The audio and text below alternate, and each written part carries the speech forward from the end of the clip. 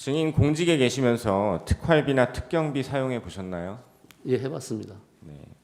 이게 야당이나 일각의 주장처럼 특활비, 특경비가 소위 깜깜이 예산이고 개인 용도로 쓸 수 있는 예산입니까? 예, 그렇지는 않습니다. 그럼 왜 이런 지적이 나온다고 보십니까? 특활비라는 부분이 기밀을 요하는 사건이나 수사에 직접 활용되는 그런 경비이기 때문에 어느 정도 제한이 있습니다. 따라서 이 특활비 같은 경우에는 사용 일시하고 금액만 명시를 하면 되고 구체적인 내용은 하지 않아도 되는데 현재 그 부분이 이제 국회에서 문제 삼고 있는 내용입니다. 그 전 정부 검찰 특활비를 보면 179억에서 94억, 84억, 80억 계속 줄어들었던 것 같은데 맞습니까? 예, 맞습니다. 이 수사기관 특활비, 특경비 왜 필요한 것입니까? 예, 마약 수사 같은 경우를 할 때 보면은 그 마약 사범을 검거하기 위해서 현장에 뭐 며칠 동안 잠복 수사관들이 하기도 하고 또 마약 거래, 위장 거래를 하기 위해서 그 대금을 지급을 하기도 해야 됩니다. 그리고 또 정보원비, 그 첩보를 제공하는 정보원한테 정보원비도 제공해야 되는데 현 예산 체계상 제도상으로 현금을 자유롭게 지급할 수 있는 경우는 특활비밖에 없습니다. 나머지는 다 카드 처리되고 전부 현금으로 집행하기가 어려운 그런 내용들입니다. 네. 그래서 증빙 자료 제대로 제출 안 한다고 예산 삭감하는 게 부당한 것이죠. 예, 특활비의 성격상 기밀을 요하고 하기 때문에 그 증빙 자료를 날짜하고 금액으로 해도 괜찮다고 지금 돼 있는 겁니다. 네. 최근 통계를 보면 마약 사범이 5년 만에 5배 정도 늘었다. 이런 얘기가 있습니다. 이에 대해서 조국혁신당 황운하 의원은 더불어민주당 시절에 5년 만에 겨우 5배 늘어 마약과의 전쟁 선포할 수준 아니다라고 했는데 어떻습니까? 다른 국가와 비교할 때 그리고 우리나라에서도 그 이전까지 통계에 비추어서 5년 만에 5배 늘어난 것이 겨우라고 말할 수 있는 수준입니까? 그렇지 않습니다. 굉장히 많이 늘었다고 생각합니다. 야당은 검찰 특활비 특경비 587억 전액 삭감, 감사원도 60억 삭감, 경찰은 31억 삭감 맞습니까? 네, 맞습니다.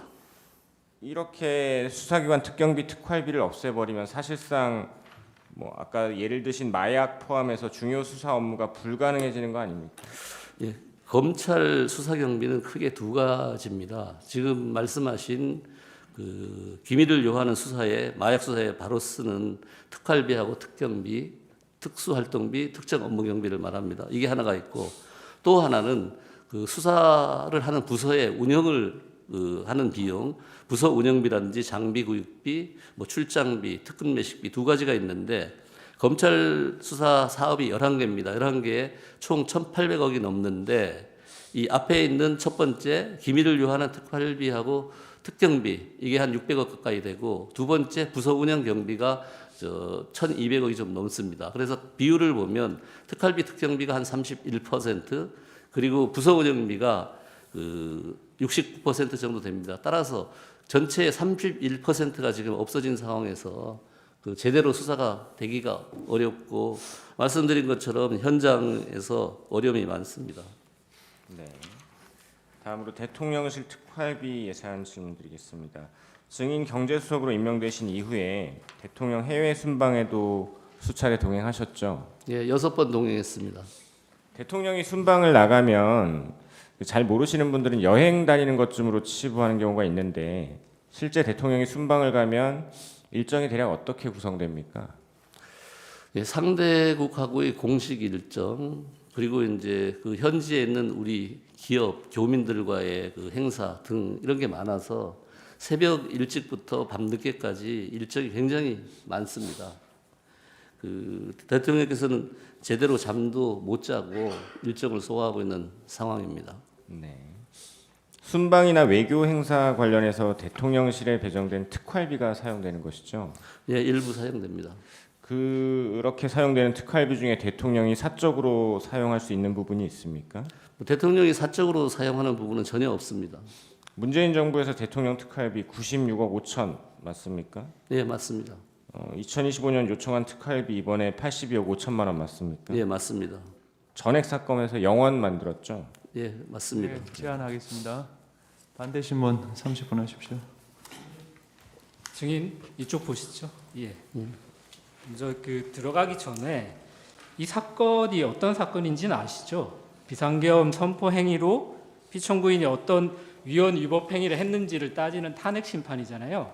예, 예. 예, 그런 사건에서 피청구인이 지금 비상계엄 선포 담화나 이후의 여러 가지 담화 과정에서 국회 예산 삭감이나 감액 이거를 국회 폐악질, 국회 반국가 행위, 국정 마비 행위 이렇게 부르면서 비상계엄 선포했는 거 아시죠? 예, 예. 그래서 저희가 예산 관련된 부분을 조금 뒤로 미루고 비상계엄 관련된 부분을 먼저 여쭤볼 건데요. 주신문 사항에 나타난 몇 가지 확인된 것들만 제가 한번 짚어보고 질문을 좀 드리겠습니다. 조금 전에 주신문 답변하실 때 그 12월 1일 날 계엄 이틀 전에 야당이 2025년도 정부 편성 예산안을 단독 처리했다라고 질문하셨는데 그렇다고 하셨어요. 예결위에서 처리했다는. 예결위에서도 11월 29일 아닌가요? 아닙니다. 29일입니다. 그러니까 11월 29일 맞죠? 예, 그리고 맞습니다. 예. 12월 2일 날 국회의장이 법정 시한 기한이 12월 2일이지만 그날 상정하지 않겠다. 그리고 12월 10일까지 여야 간에 협상할 수 있는 기한을 주겠다라고 했었죠. 예, 예. 그런데 12월 3일 날 아직 협상 기한이 일주일 남아 있는데 국회의장이 상정하지 않겠다고 공개적으로 밝혔음에도 불구하고 대통령이 예산 폭거라고 하면서 비상계엄을 선포했죠. 그 날짜에 대해서는 다툼은 없으시잖아요. 예, 예. 예, 알겠습니다. 그리고 SM6 미사일, 대드론 통합 체계, 그리고 뭐 이런 안보 예산들, 그리고 아이돌봄 예산이나 뭐 여러 복지 예산들에 대해서 지금 약간 헷갈리게 말씀하셔가지고요. 예결위에서 야당이 단독으로 통과했지만 사실 이 예산들은 상임위에서 여야 합의로 이미 삭감이 됐었다라는 건 증인이 확인하신 거죠? 예, 상임위 심사 과정에서 삭감됐습니다. 알겠습니다. 그리고